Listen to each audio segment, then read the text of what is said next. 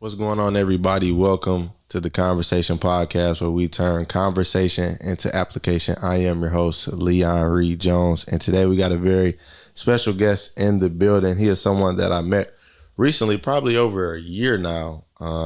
Powerful guy, definitely someone who is changing lives day by day. Our very special guest today is Mr. David Schaff. How you doing, man? I'm absolutely amazing. Happy to be here. Yes, sir, man. Definitely glad to have you. And before we kick off, our topic for today, something that I always ask my guests is, if you had to title this chapter of your life, what would you title it? Dang, that's a good one. If I had to pick a title, it would probably be Absolute Authenticity. Okay. Love it, man. That sounds like a book that's on its way, or like a series or something, man. Why would you say Absolute Authenticity? Honestly, I feel like there's been a lot of points in my life where I did what I thought was right to everyone else rather than what I felt like was right to me. Yeah. And I'm on a stage now where it's like everything I do, I want it to be the right thing. Yeah. But I want it to feel right to me, Yeah. not what I think will look right to everyone else. Yeah, for sure, man. And so just to kind of give a background of who you are, what is your day-to-day like? What is your career? What do you do? Sure. So normally what I do is I actually work in finance. So I lead a sales team. Mm-hmm.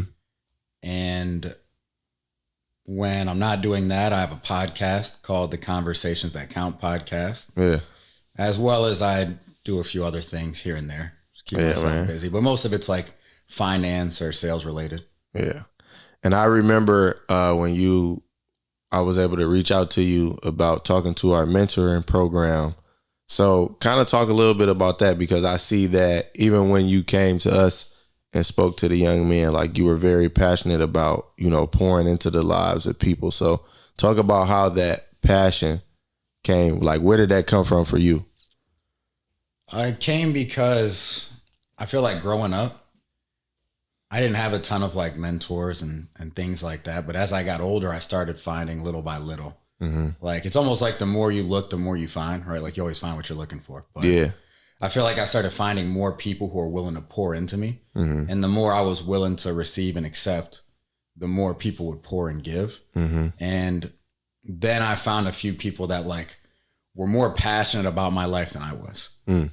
And to me, that like, it was almost jarring to have people who were so passionate about me being successful that it almost made me uncomfortable. Yeah. Because I was like, well, I can't let these people down more than I can't even let myself down. And if there's any opportunity for me to ever be that to someone else, I mean, at that point, what is more purposeful to life than to do that?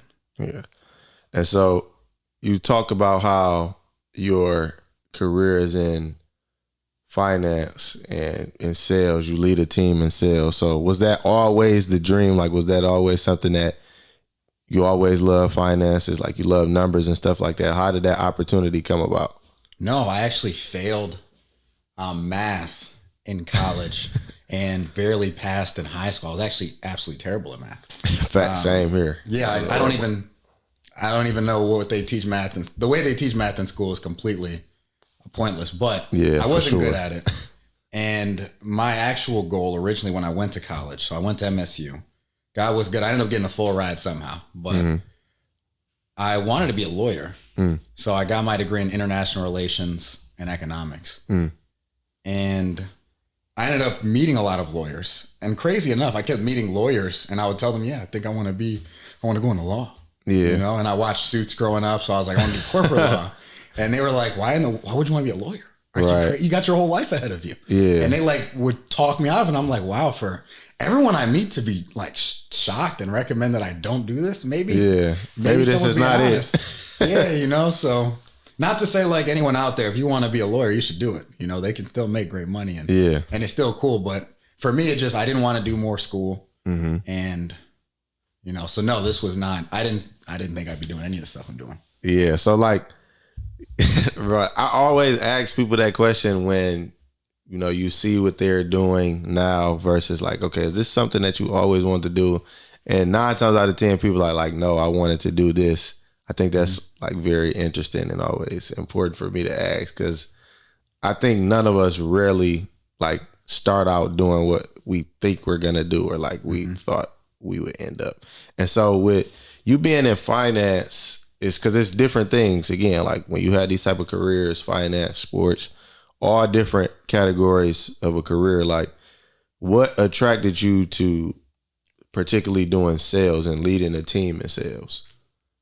So leading a team in sales happened because I started doing sales and mortgages specifically. So I started doing it. I was very bad at it. I didn't do well at all. And I had someone, and I put myself in a position where the company I was with, and I'm still with, they were going to let me go because I had made some like glaring mistakes where I should have been let go. Yeah. Honestly. And I had my director at the time, my direct leader, and then his leader. And my direct leader wanted to fire me. Yeah. And now that I lead people, I'm like, I wanted to fire me too. Yeah. I would have fired me in a heartbeat. And so at the time, I'm like, oh, this guy's an asshole. Now I'm like, no, he should have. I don't even know how I still work there. But his leader was like, no, we're not going to fire him. We're going to give him one more chance. He's still new. And then my leader just like, he got so serious about my success and like pushing me and training me and driving me that it turned my life around. And before I know it, I went from not making any money to making like a lot of money and to being able to go from having no car to having a few cars and nowhere to live, being in someone's basement to having a house and being able to support my family and like, and help the people I care about and like go on trips and like do all the things that you want to do. And all it took was someone taking the time to like really, I mean, he went in on me a lot. Yeah. But I needed it. And because he did it, I wanted to be that for someone else. So I said, well, how can I be more like this guy? Right. And so that's how I ended up leading people. Because even at the time, I was like, I didn't even want to lead people because I was doing so well myself. Right. And then someone asked me if I would take the opportunity. And I was like, you know what? Why not? Someone did it for me. Yeah.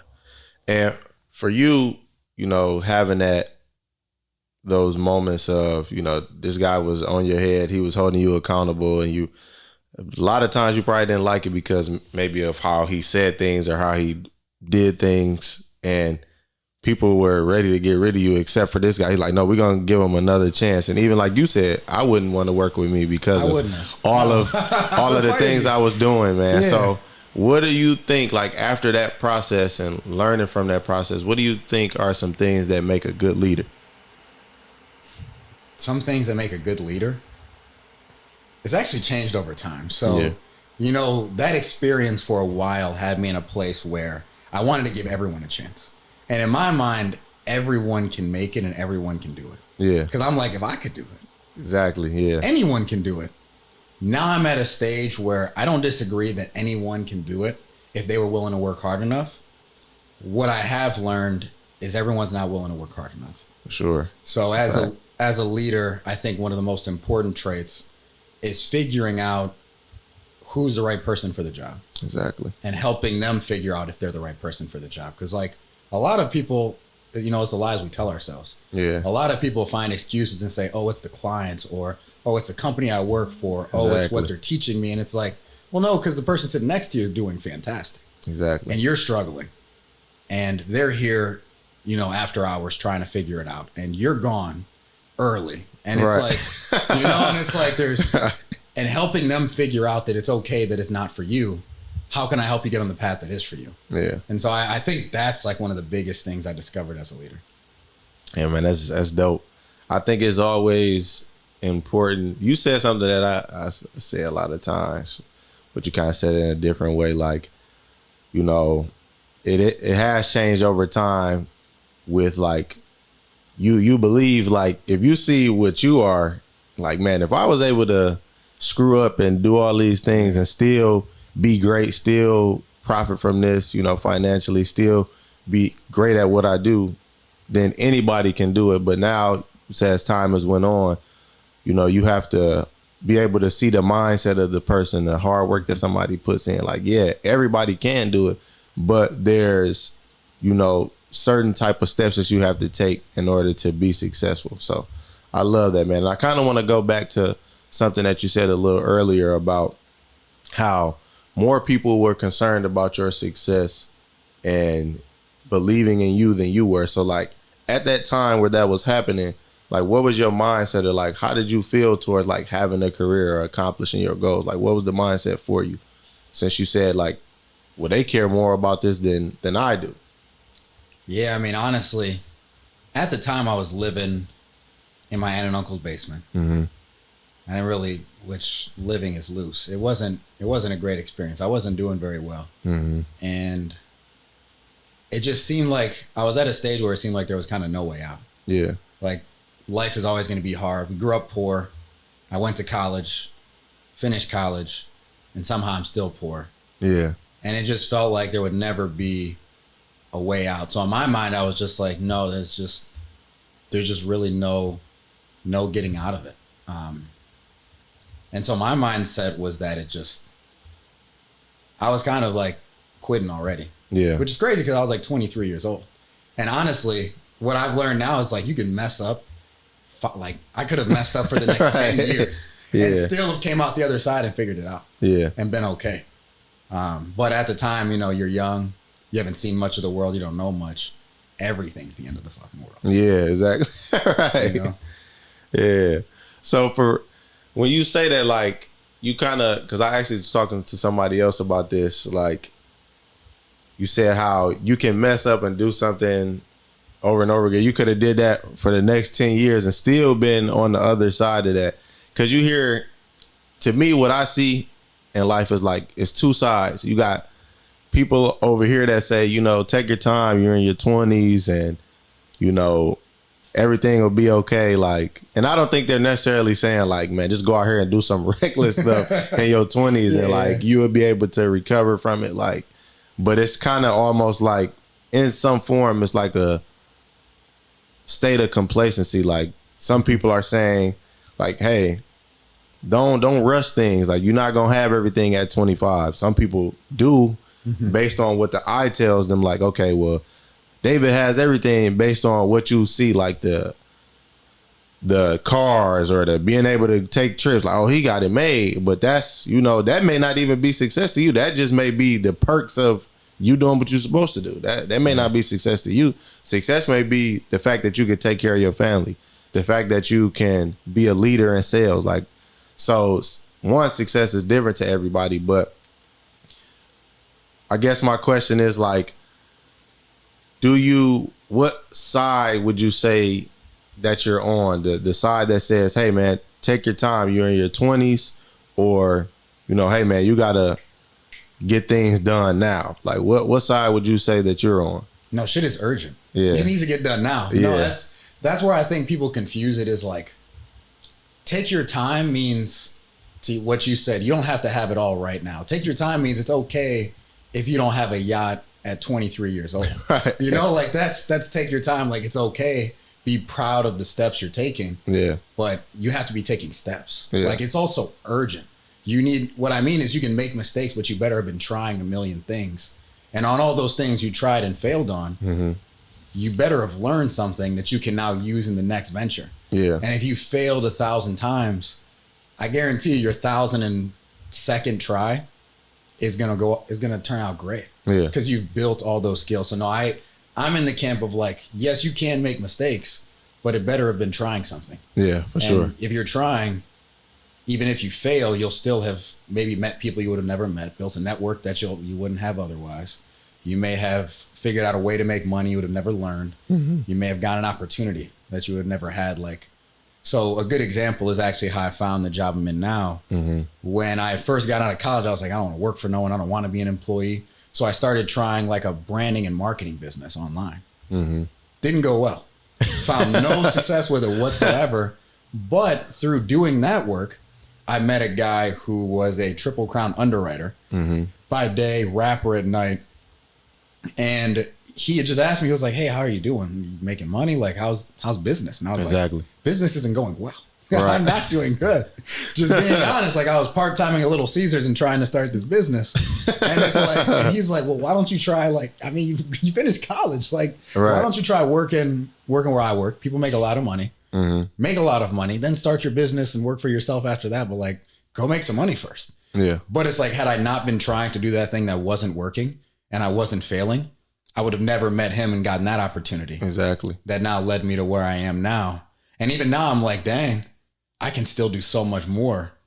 And there's still like, I'm literally just starting life, it feels like. Yeah.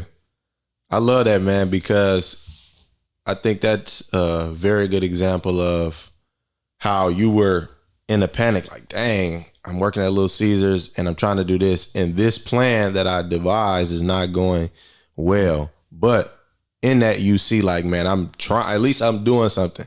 You got some people that is like, well, life is hard, but you not, of course it's going to be hard. You're not doing nothing. Like, if you're not trying to get better, then of course your life will be even harder than the person that's doing something. Because your life was hard, but at least you woke up every day like, man, I'm at least invest time and energy into this.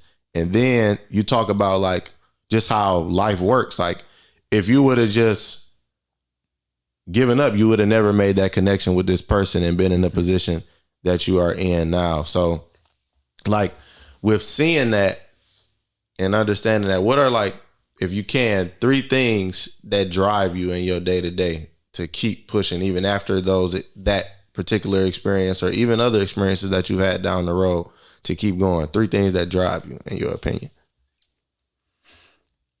3 things that drive me. So, 1, my little sister, right? Mm-hmm. If I'm not cool in her eyes, I suck. Like, real talk, if it wasn't for her, I'd probably just be a degenerate doing who knows what. 'Cause I have to think, I'm like, dang, if I did this, what would she really think of me? Yeah. Because I'm going to tell her about it. Yeah. And how would she feel about me? Exactly. And that would break my heart if I broke her heart. So that's one thing that drives me to, like, really want to be great. Yeah. The second thing is, this is going to sound corny, but, like, I'm trying to be Batman out here. Like, yeah, I feel that. I know what you mean when you say that, like, too, so it's all good. You know, I'm trying to have money, muscles, power, all of it. Yeah. Great, why not? And it's like realizing that I'm only 28 now, and that if my life has changed significantly over the last 5 years, it's unrecognizable. Yeah. So I ask myself, like, all right, if I can multiply what I've already done over the last 5 years, over the next 5 years, my life is going to be completely transformed. Yeah. Because that's the other thing is people, like, I learned to stop counting by days and months, and I'm just trying to count by years. So if I would have been counting by years 5 years ago, I'd be even further, because I wouldn't be thinking about what everyone thought about me next week. Yeah. I'd be thinking about what's everyone going to think about me in a half a decade. Yeah. And so what keeps me going is like, what am I going to think of myself and what others going to think about me in half a decade? Yeah. When I'm 33, how are people going to see me? They're going to see me as the guy who peaked and plateaued, or are they going to see me as the guy where it's like, dang, I mean, at 28, he was like doing pretty well, and then all of a sudden he just like skyrocketed. Yeah. And so I what keeps me going is who I'm going to be at 33. And the third thing that really keeps me going is just, honestly, just because, like, why not? Yeah. Like, if the alternative is to do nothing. Right. Like, yeah, what we doing? Or like to keep doing the exact same thing every day and just be miserable. Like, what's more miserable than having no path forward? Yeah. That's real.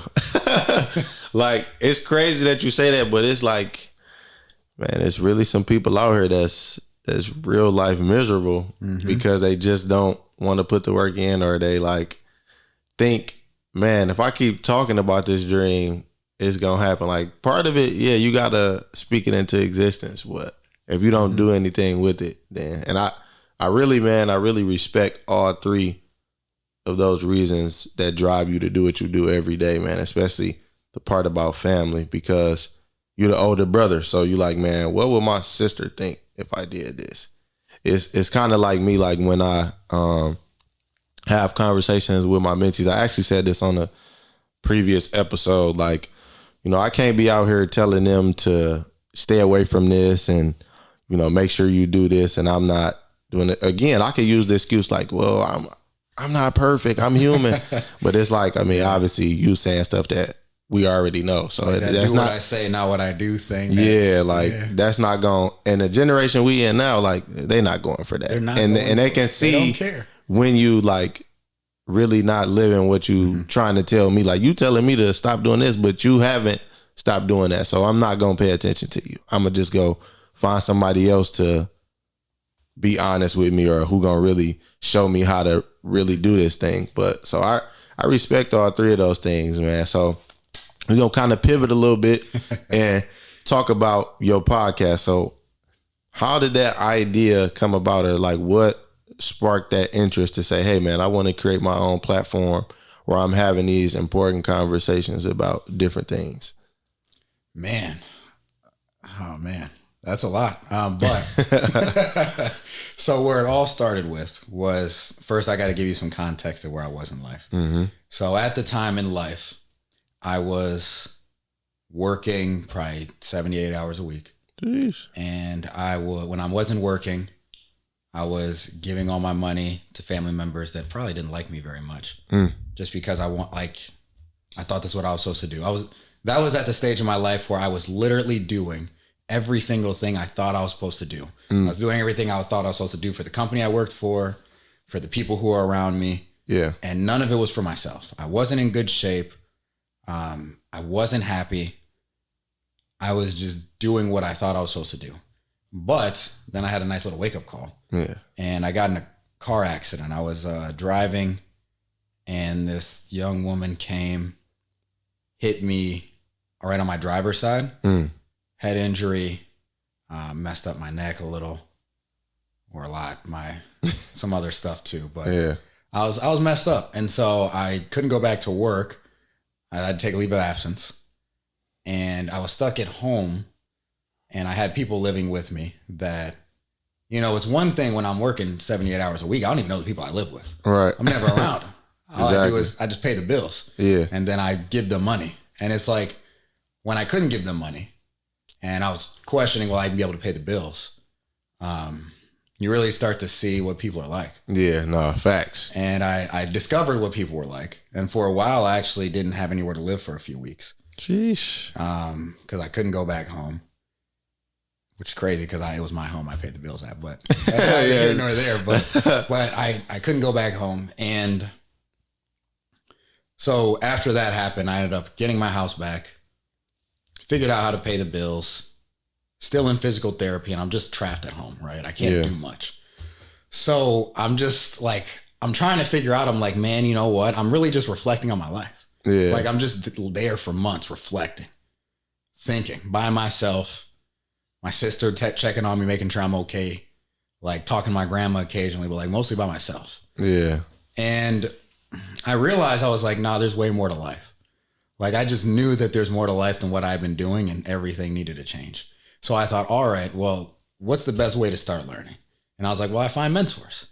Okay, well, finding mentors won't be that hard, but then here's the part of me that like wants to give back to others that comes into play. Exactly. Where I'm like, I can take the information, and I know I can reach out, and I got no problem like talking to people, getting them to mentor me, meeting these new people. Like I know I got no problem doing that. Exactly. But what about all the people who are in the position that I was in before I got in a car accident?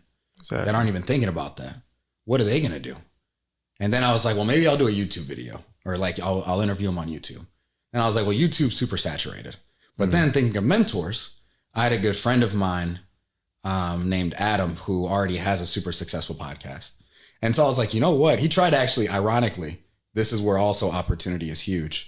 He tried to get me involved in his podcast before it was big, and wanted to bring me on early because really nothing less than we had both gone to MSU and graduated from so MSU has like a sub college called James Madison, which our degree is in. And like, it's literally just because we had that connection. Yeah. He wanted to bring me on early, and like, we were both from the same state and city. And so I didn't do it though. But over the years, I've watched it take off. Yeah. And he's done extremely well. And he's done every single thing that he painted, like the vision he painted for me 4 years prior. I think it was like 5 or 6 years prior. Like right when podcasts even started being considered a thing. And I reached out to him, was like, hey, I'm really thinking about this idea. What do you think? Yada, yada, yada. And he said, well, I think it's a great idea. At the time I was going to do it with a co-host. He was like, but you can't do the co-host thing. I can't help you with that because they never work. It's not going to go well. Which he was also right. It didn't work very well.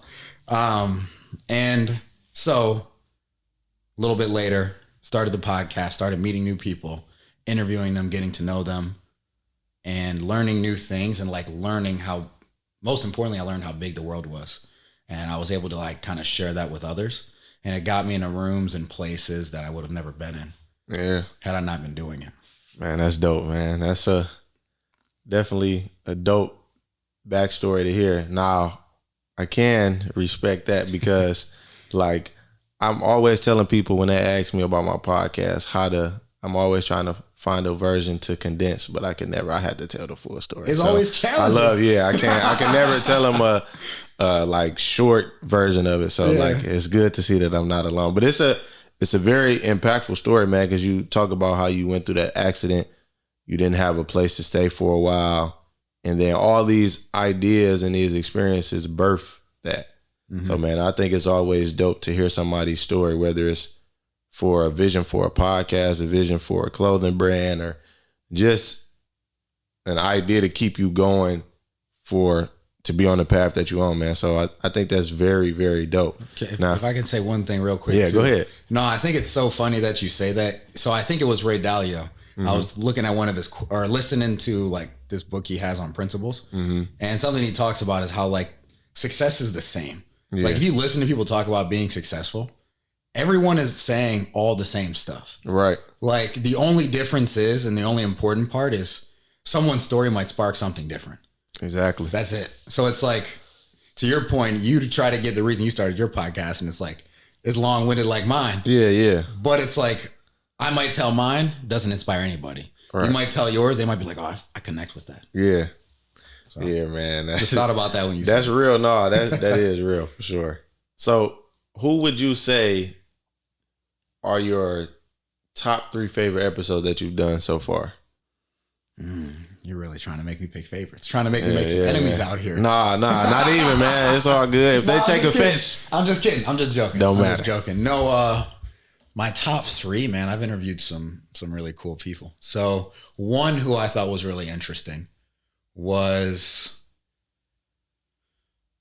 I think it was the CEO of Nikki Clark, which is like a hair care brand in the UK. Mm-hmm. That was really cool because he talked about how he had like this super successful corporate career he was doing, didn't like what he was doing, took a step back, pivoted, and then became the CEO of like a national brand, right? But at first he like had to go down, make like, it was so corporate, he was an accountant. So he was working in an accountant work, and then he took a step back, started making less money.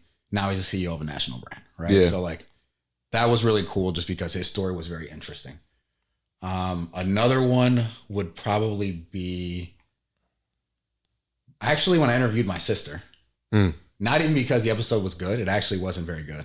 And it wasn't her fault. That's great. It was my fault. She did great. Yeah. The problem is, the reason it was so important and why I like the episode so much is because it taught me so much. Yeah. Because she was my sister, I didn't take it as serious. Yeah. I didn't do the research I normally do. I didn't do the preparation. I just didn't take it as serious because it was my sister. When it's like, no, if you're going to do anything, take it serious every single time. Yeah, facts. Follow the process. So it reminded me that like, in a way I let her down because I didn't give her the same treatment that I've given to the CEO that I spoke to, even though she deserved the exact same treatment. And the third one is probably the first one I ever did, just because like the first interview I ever did. Yeah.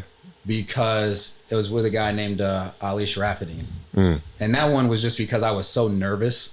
I was sweating.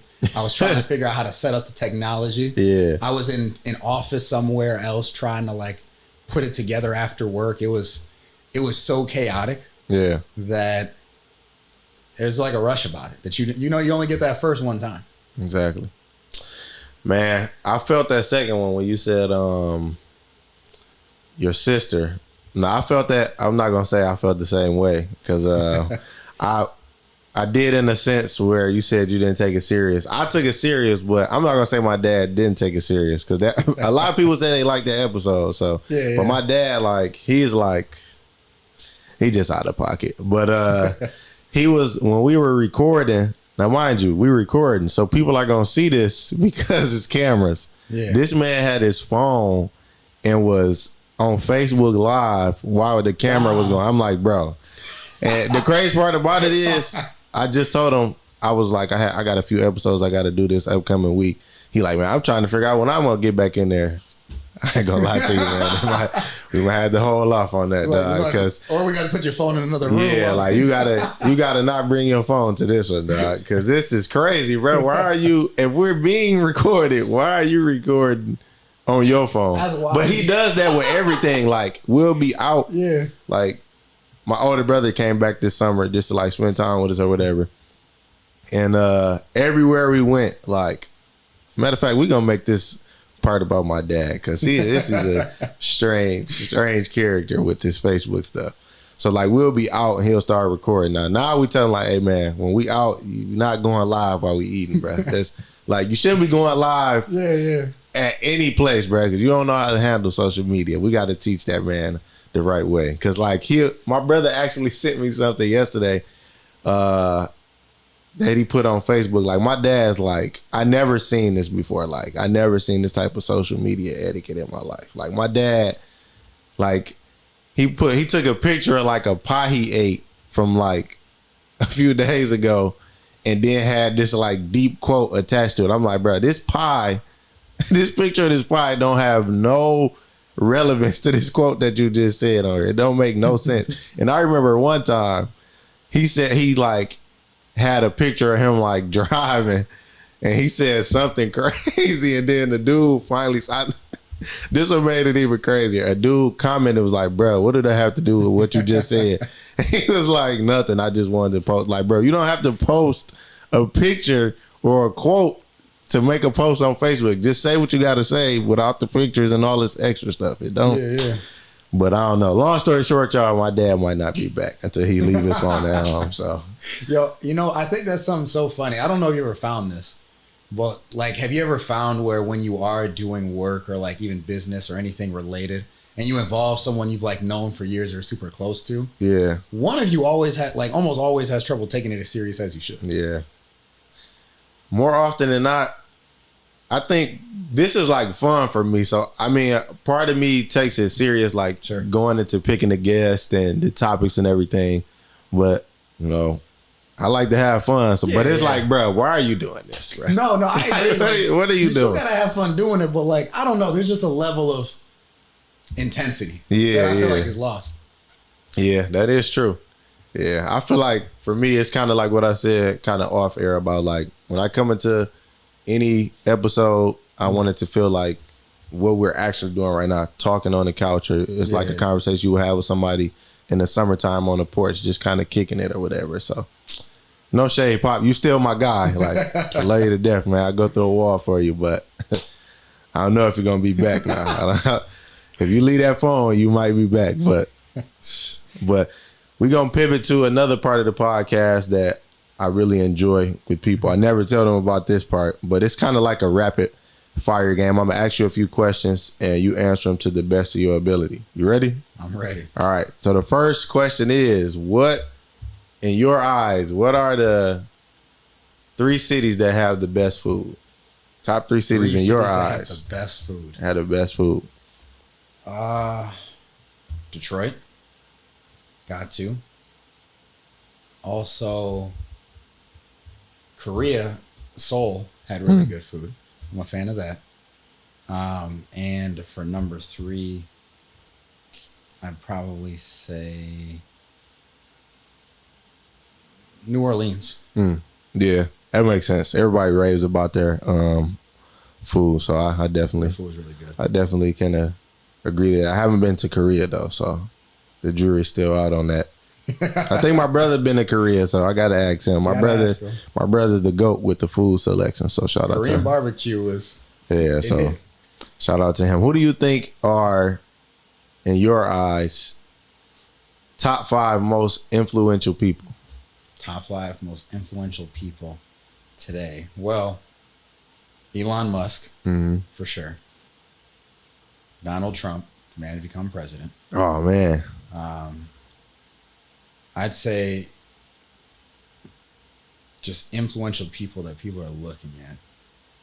So you got 2 right now. You need 3 more.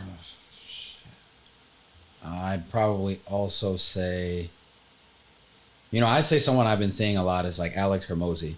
He's actually mad influential. Maybe you heard him, maybe you haven't. I feel like he's been pretty influential. And that's 3.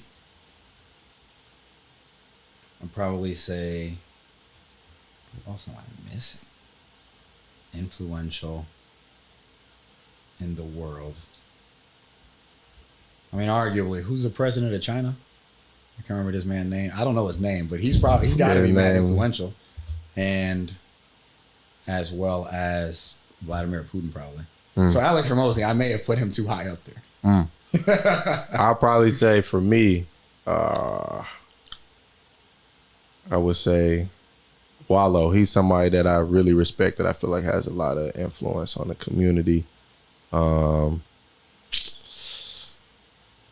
gonna say, these are my personal opinions, y'all. Don't crucify me. I would say Allen Iverson, because of like what he did for like the NBA and just people in general, like being himself, people wearing the baggy clothes and like expressing themselves through like fashion. I think he definitely, I know he had a hand in that for sure. I would say LeBron, like what he did for the game of basketball and even outside of basketball, like putting his friends on, having his hand in multiple things. Kevin Hart. Yeah, Kevin Hart is definitely somebody that I feel like has a lot of influence. He's another guy that I feel like made a lot of opportunities for the people that he came into contact with. I think I said 5 already, but just in case I didn't, I would say Inky Johnson. I love listening to Inky Johnson's messages, or like how he empowers people. So is this influential to us or influential to the world? Just in general, like who do you think like is based off your personal opinion? Oh, all right. Yeah. I answered like, I just thought of whoever was the most powerful people I could think of. Yeah. Nah, you good. I mean, hey, your answers are your answers. Let's see. What's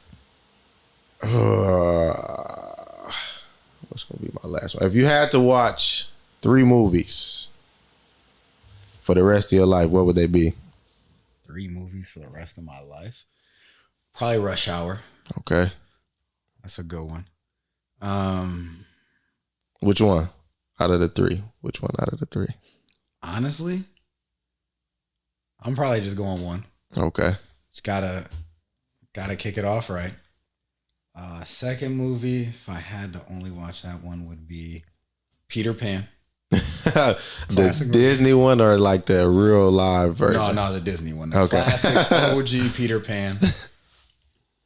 And last but not least, I would probably watch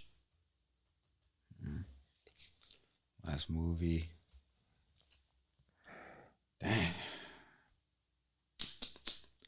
Probably say Vacation Friends was pretty good. Or not Vacation Friends. What was it? It's a movie I literally just watched where they went on vacation. And it was 4 of them. It was like 4 couples. Was it Couples Vacation? I think that's what it's called. Let's see. I'm going to switch mine up. I did this last time. I'm going to keep Rush Hour 2 in there because that's a very funny movie to me. Definitely.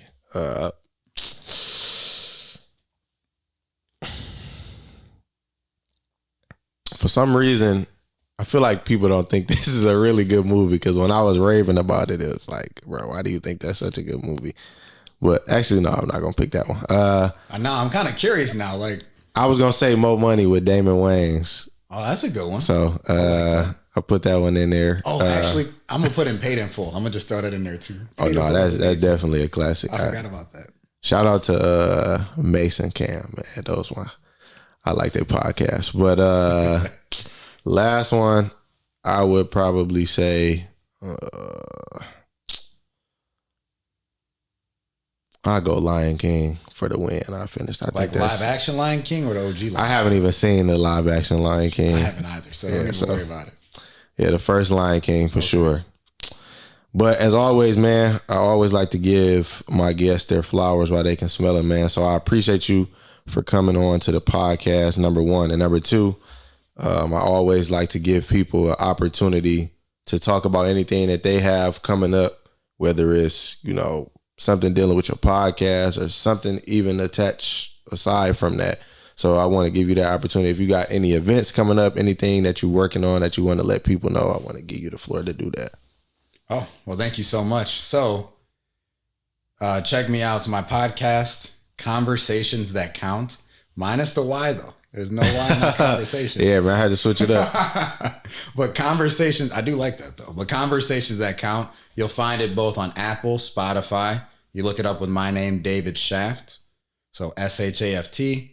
And you can check me out on Instagram. My first name, David, DAVID. My last name, Shaft, SHAFT official. So OFFICIAL. And I actually just got finished doing the Detroit Auto Show for my podcast. Oh, that's dope. So keep an eye out for some episodes on that. And as well as we might have a few other events I'm going to coming up. So it's going to be a good year. For sure, man. Thank you for having me. I really, really appreciate this. Yes, sir, man. Thank you for coming on. And y'all know we cannot end the podcast without the quote. Something simple today for y'all. Stick to the plan, not your mood. I understand that, we may have times where things are not the best for us or life isn't looking as best as we'd hope. But keep going, man. You never know what you can achieve if you stop. Thank y'all for tuning in to the converSAYtion podcast. I'll see y'all same time, same place.